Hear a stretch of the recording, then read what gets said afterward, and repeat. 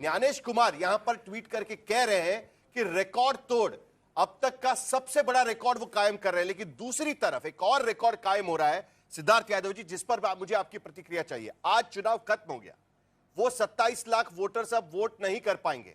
अब ट्रिब्यूनल चाहे 3 साल बैठे, 5 साल बैठे या 6 साल बैठे, इस बार के चुनाव में उनको चुनाव से वंचित रखा गया है।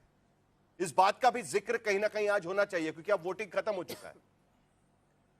एक भारतीय होने के नाते कहीं ना कहीं एक हक की भी बात होती है, इस पर भी बातचीत होनी चाहिए। जानते हैं नहीं, निश्चित तौर पर साहिल जी, आप जानते हैं, आपने बहुत क्लोजली बंगाल में रिपोर्टिंग करी, जहां पर 23 तारीख को चुनाव था, वहां 21 तारीख तक लोगों के नाम शामिल करे गए। जहां आज चुनाव हो रहा है, 136 तारीख तक लोगों के नाम 136 नाम हमारे और कल के आज के चुनाव में 1335 नाम, 26 लाख 95,000 नामों का नाम तो एक वोटर का भी बहुत बड़ा नाम है। आप एक नाम कह रहे हैं, हमने कह रहा हूं 136 क्यों, एक नाम भी बड़ा नाम है। जो प्रक्रिया सुप्रीम कोर्ट के निर्देशन में हो रही हो, जिस प्रक्रिया को मौजूदा मुख्यमंत्री ममता बनर्जी ने डिले करने का कोई प्रयास ना छोड़ा हो, जिस प्रक्रिया में जजेस को बंधक बनाने का काम कर दिया गया हो, वहां पर भी हमने हमारी लिस्ट की सूचिता बनाने के लिए इतना बड़ा एक काम किया, इतनी बड़ी मशीनरी लगी। मुझे लगता है कि सुप्रीम कोर्ट की निर्देशन में होने वाले कार्य पर कोई ऐसा हल्की टिप्पणी मुझे भी नहीं करनी चाहिए और किसी को नहीं करनी चाहिए। निश्चित तौर पर नहीं होनी चाहिए कि एक बार अगर वोटिंग नहीं होगा तो क्या फर्क पड़ता है, कोई गलत व्यक्ति वोट ना डाले और कोई सही व्यक्ति छूटे नहीं। स्वयं प्रकाश पुरोहित, वो 26,95,000 वोटर्स का क्या होगा? अभी चुनाव के नतीजे आएंगे तो कहीं भूल तो नहीं जाएंगे आप उसमें?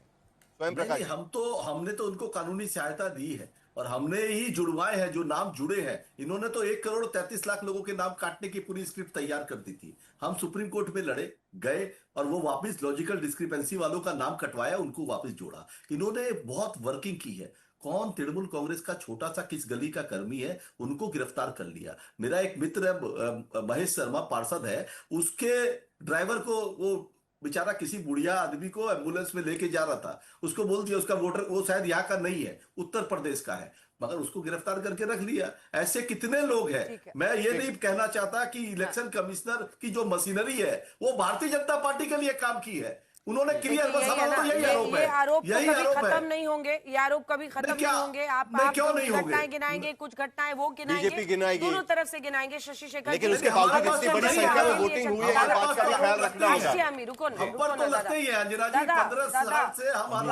सुबह से 8-10 घंटा एग्री कर चुके हैं, थोड़ा सा एक एक करके बोलते हैं हम। सब लोग चिल्लाएंगे तो आवाज कान में लग रही है एकदम। शशि शेखर जी, हाँ रुकिए ना दादा।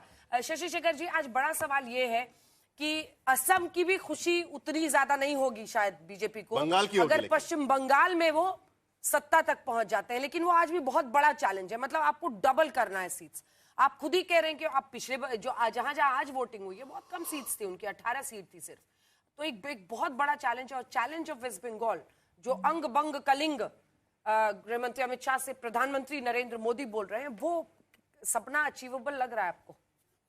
देखिए, इस पर कोई फैसला कुन टिप्पणी करना रिजल्ट आने से पहले, मैं ओल्ड स्कूल का आदमी हूँ, मुझे ठीक नहीं लगता।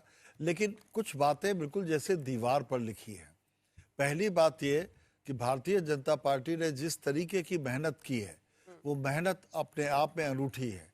उन्होंने एक एक सीट को ध्यान से देखा, मतदाताओं को ठीक से उन्होंने उसका अपने हिसाब से वर्गीकरण किया और उस वर्गीकरण पर उन्होंने जमकर काम किया। यही सवाल मैं पलट देती हूँ आपके लिए कि पोल किसका दमदार आपको लगा, कैंपेन किसका दमदार लगा? क्योंकि पिछली बार खेला होबे खूब बज रहा था हर जगह। मैं आपको दोनों बातों के जवाब देता हूँ, दोनों तरफ के लोगों को बहुत संक्षेप में बोलूंगा।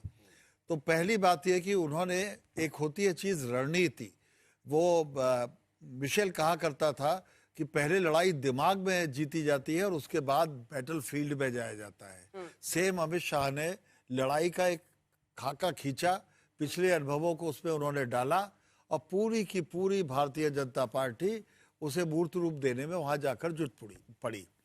दूसरी बात, उन्होंने जिन चीजों पर हमला किया वो सटीक था।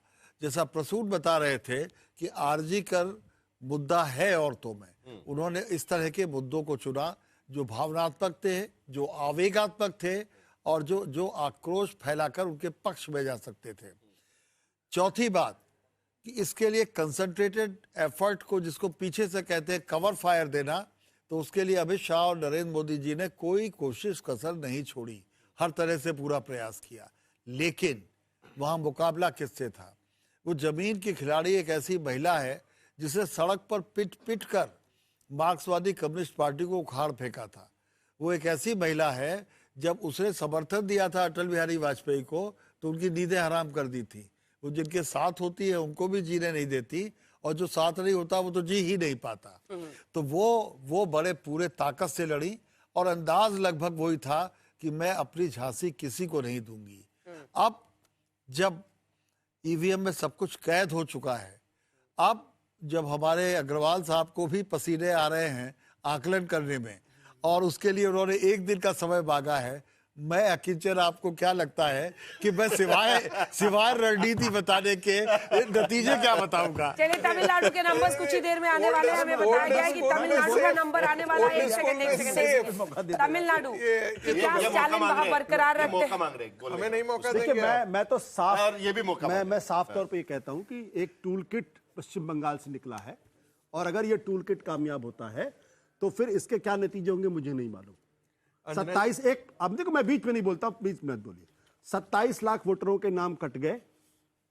उसके बाद जो आईपैक था उसके डायरेक्टर को आपने अरेस्ट कर लिया 14 तारीख को, उसके घर पे छापे पड़े। ममता बनर्जी का जो प्रस्तावक था उसके घर आईटी के छापे पड़े। ममता बनर्जी को जो सिक्योरिटी दे रहा था उसके यहां छापे पड़े। और जिस तरीके से बड़े पैमाने पर वहां सिक्योरिटी लगाई गई, ये सब एक टूल किट है। और आज हमको यहां बैठ के सब, हो सकता है बहुत अच्छा लग रहा हो, लेकिन हकीकत यह है कि एक भी आदमी को अगर वोट देने का अधिकार नहीं मिल रहा है तो भारत के लोकतांत्रिक इतिहास में यह कोई बहुत अच्छी बात नहीं है। 27 लाख लोगों के वोट कटे हैं, और उस पर सुप्रीम कोर्ट ने टिप्पणी की कि अगर इस बार आप वोट नहीं दे पाए तो कोई बात नहीं, अगली बार दे लीजिएगा। हम सुप्रीम कोर्ट से उम्मीद करते थे he should play as a guardian of the constitution. एक भी आदमी का वोट की सिक्योरिटी या उसको रक्षा देने का काम सुप्रीम कोर्ट को था। दुर्भाग्य की बात है यहां पे ये नहीं हुआ है। इसी बंगाल में लोगों को वोट नहीं देने दिया जाता था। नहीं, ये आपका, इसी बंगाल, ये आपका आरोप, अब आप चुप रहिए, ये आपका आरोप। मैं आपको सुना, आपने मेरे साथ सुने। लोग ऐसे ही वोट देते नहीं, नहीं, आप नैरेटिव बनाते हैं, आप लोग ऐसे ही घरों से नहीं निकलने दिया जाता। मैंने आप मैंने नहीं है। देखिए, मैंने उनको ध्यान से सुना, और मुझे सुनने सामने मुझे देख के बोलिए। दूसरी बात, ये पैटर्न पे है कि भाई 77 से क्या 144 से 148 तक भारतीय जनता पार्टी जा जाएगी। क्या भारतीय जनता पार्टी आसाम में नहीं गई?